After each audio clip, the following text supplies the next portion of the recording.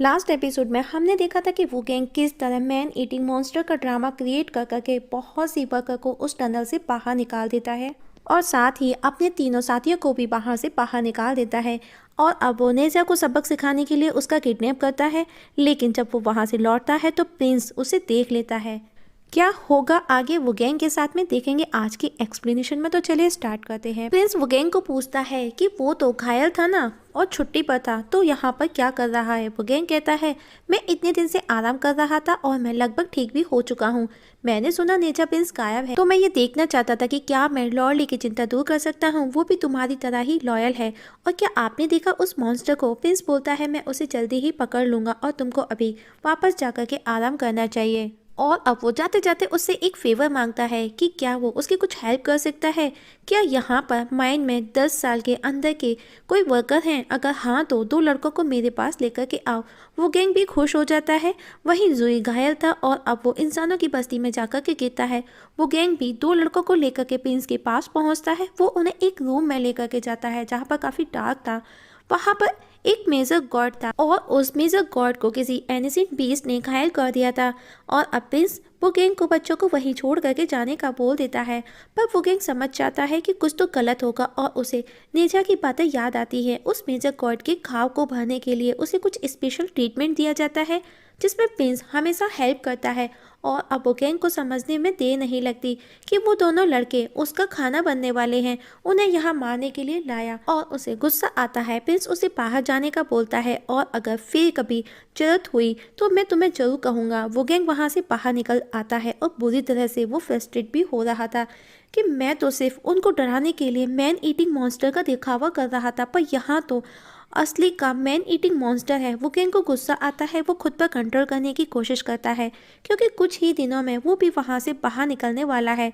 वो कोई problem create करना नहीं चाहता, पर उसे उन दोनों बच्चों के चेहरे बार बार नजर आते हैं। वो ये बर्दाश्त नहीं कर पाता और बच्चों को बचाने दौड़ता है और लॉर्ड ली के पास पहुँचता है और उसे कहता है मुझे पता है आपके बेटे नेजा प्रिंस कहाँ हैं। लॉर्ड ली को लगा शायद उसे मॉन्स्टर मिल गया। वो गैंग कहता है ये मॉन्स्टर नहीं, मेजर गॉड ने किया है। लॉर्ड ली उसे पूछता है तुमको पता भी है कि तुम क्या बोल रहे हो, क्या तुम्हारे पास में कोई प्रूफ है। तब वो गैंग कहता है प्रिंस ने मुझसे 2 लड़कों को लाने को कहा।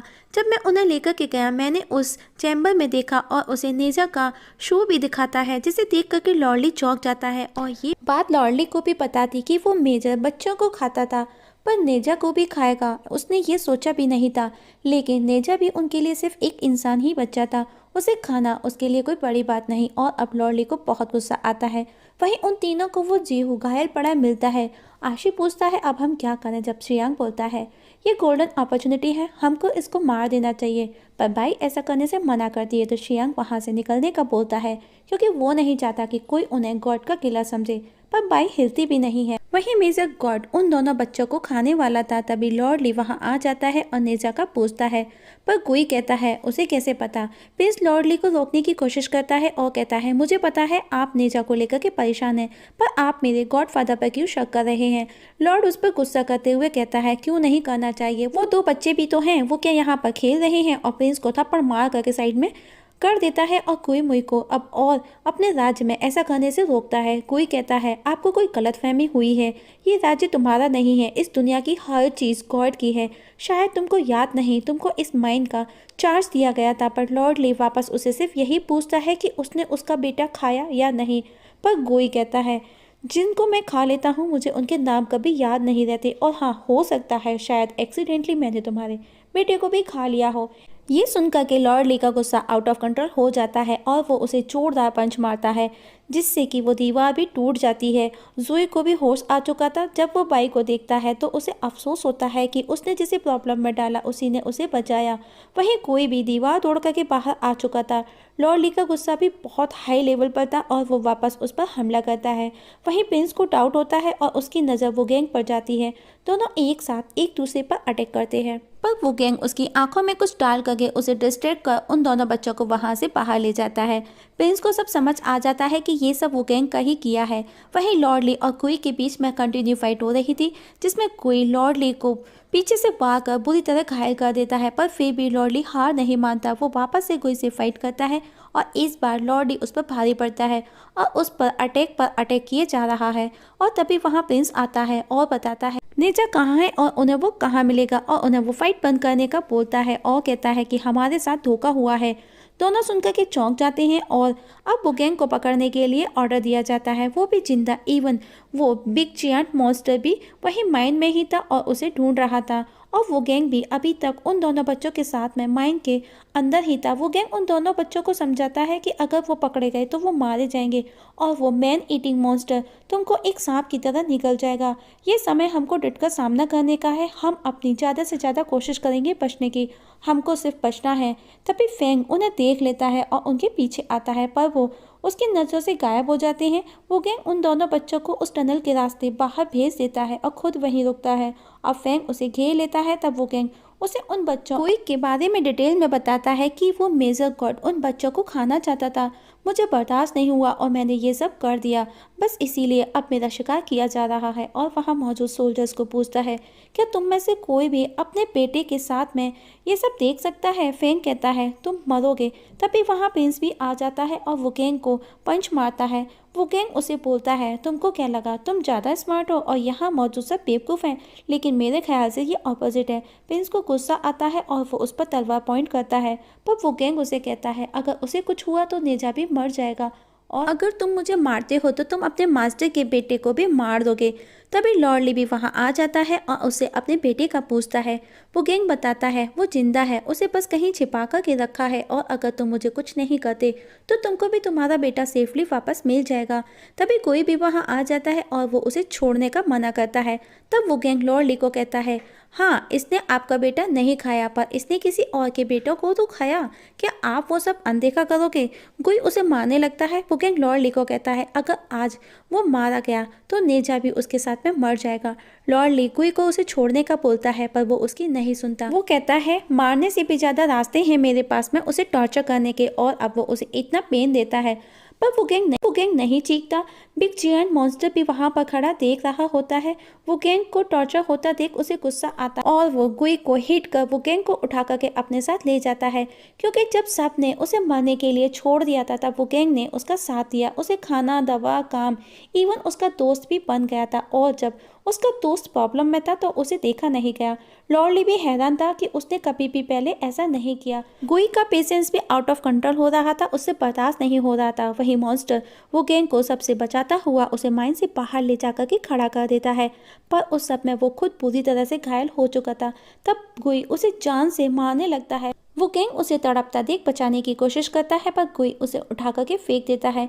ये देख करके मॉन्स्टर को और गुस्सा आता है, पर गुई उसे उठने ही नहीं देता। ये देख वो गैंग को गुस्सा आता है कि वो कोई जंगली जानवर नहीं, मेरा दोस्त है, और गुई पर हमला कर उसे जोरदार पंच मारता है। उसकी आंखें देख करके गुई पहचान जाता है कि वो हूबहू सम्राट की जैसी है।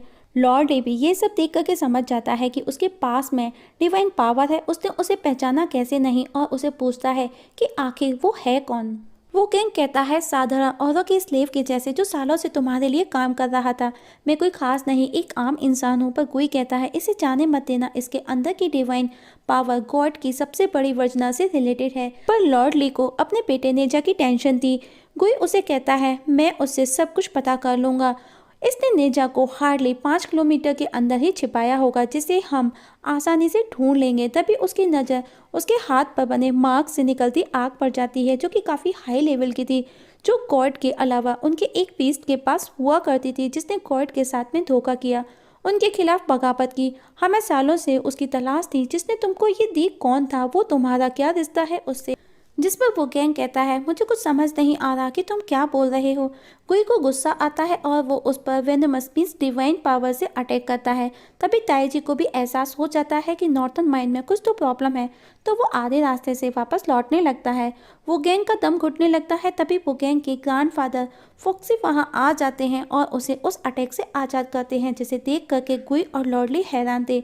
ग्रैंडफादर वुगेंग को पूछते हैं, याद है ना मैं कौन हूँ? वुगेंग कहता है, आप जल्दी क्यों नहीं आए? वो उसे कहते हैं, मैं कहीं बिजी था, लेकिन तुम्हारी प्रोटेक्शन हमेशा मेरे दिमाग में रही है और आज मैं तुम्हें ले जाने आया हूँ साथ में। गुई को देख कर के दादाजी मीन्स ग्रैंडफादर कहते हैं, तुम तो पहले से भी और ज़्यादा बुरे हो गए हो और इतने सारे लोगों के सामने ये सब बोलना अच्छा नहीं लग रहा। कोई कहता है, हाँ तभी तो मैं देवताओं के लिए बुरे से बुरा काम कर सकता हूँ, और कभी तुम मेरे लिए एक लक्ष्य हुआ करते थे जीने का, जिससे मैं किसी दिन आगे जाना चाहता था, पर अब तुम मेरे सिर्फ दुश्मन ही हो। ग्रैंडफादर कहते हैं, इंसान और भगवान दोनों फ्री मीन्स आज़ाद पैदा हुए हैं, तो मैं तुम्हारे लिए सेक्रीफाइस क्यों करूं? ग्रैंडफादर की बातें सुनकर के कोई को गुस्सा आ जाता है और वो दादाजी को पूछता है, तुम्हारा और उस लड़के का क्या रिलेशन है? तुम उसके लिए रिस्क क्यों ले रहे हो? ग्रैंडफादर बता देते हैं कि वो मेरा ग्रैंडसन है।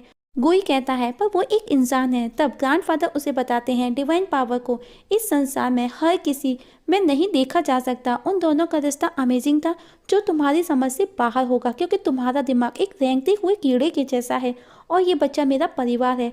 जो भी इसे नुकसान पहुंचाने की कोशिश करेगा, उसे पहले मेरी डेड बॉडी पर से गुजरना होगा। और अब ग्रैंडफादर वुगेंग को वहां से जाने का बोलते हैं।